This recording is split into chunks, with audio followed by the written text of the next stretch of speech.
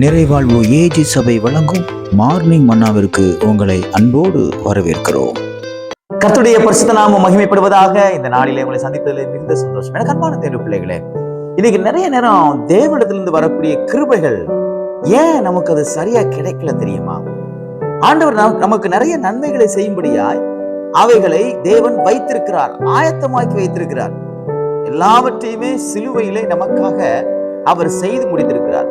அப்ப ஏன் எனக்கு சில காரியங்கள்லாம் நிறைவேறல? ஏன் எனக்கு சில காரியங்கள்லாம் தடைப்படுகிறது? அதுக்குதான் இன்னைக்கு ஒரு வேதவசனத்தை நான் வாசிக்கிறேன் பாருங்கள். யோனா எழுதின தீர்க்க தரிசன புஸ்தகம் 2ஆம் அதிகாரம் 8வது வார்த்தை வாசிக்கிறேன் பாருங்கள். பொய்யான மாயையை பற்றி கொள்ளுகிறவர்கள் தங்களுக்கு வரும் கிருபையை போக்கடிக்கிறார்கள்.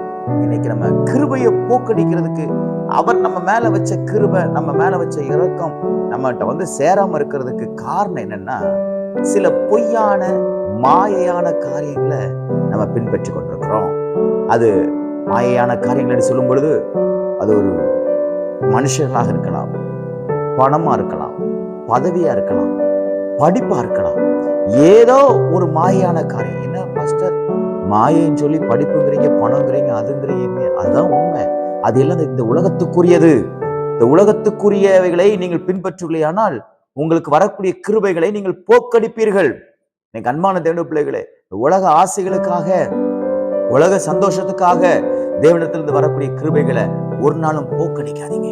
ஏன்னா கர்த்தர் யார் மேல ரொம்ப பிரியமா இருக்கிறாரோ அவங்களுக்கு தம்முடைய கிருபையை அவர் கொடுக்கிறார்.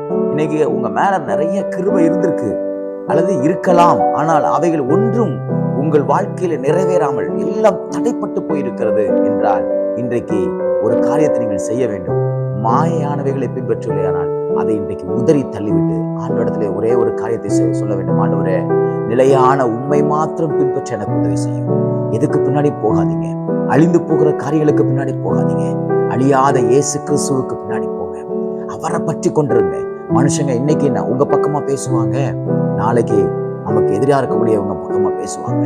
மனுஷங்க இன்னைக்கு நம்ம கூட இருப்பாங்க பணம் இருக்கிறதுனால, நாளைக்கு வேற யாரு கூட இருப்பாங்க நம்ம பணம் இல்லாததுனால. எனக்கு அன்பான தேவ பிள்ளைகளே, மாயையான காரியங்களை நான் பின்பற்றக்கூடாது. ஆண்டவரே, அது எவ்வளவு பெரிய சந்தோஷத்தை கொடுத்தாலும், அது எவ்வளவு பெரிய காரியத்தை எனக்கு செய்து முடித்தாலும், ஆண்டவரே, நான் ஒரு நாளும் மாயையான காரியங்களை பின்பற்றி எனக்கு நீங்க வைத்திருக்கிற கிருபையை போக்கடிக்காதபடி, அதை வீணடிக்காதபடி, அதை துருபயோகம் பண்ணாதபடிக்கு எனக்கு உதவி செய்யும் என்று நீங்கள் ஆண்டவரிடத்துல கேட்கிறீர்கள். நான் சொல்லுகிறேன், நிச்சயமாக அவர் உங்க மேல வச்சிருக்கிற கிருபையை உங்களுக்கு நிச்சயமாய் பொழிந்துள்வார். அதன் மூலமாக உங்களுக்கு பாக்கியமும் நன்மையும் உண்டாகும். இந்த நாள் ஆமென் மாயானவைகளை விட்டு விலகி கிருபையை சார்ந்து கொண்டு கிருபையை போக்கடிக்காதபடிக்கு அவரிடத்திலிருந்து அநேக அற்புதங்களை பெற்றுக்கொள்கிற நாளாக தேவன் மாற்றி கொடுப்பாராக. God bless you.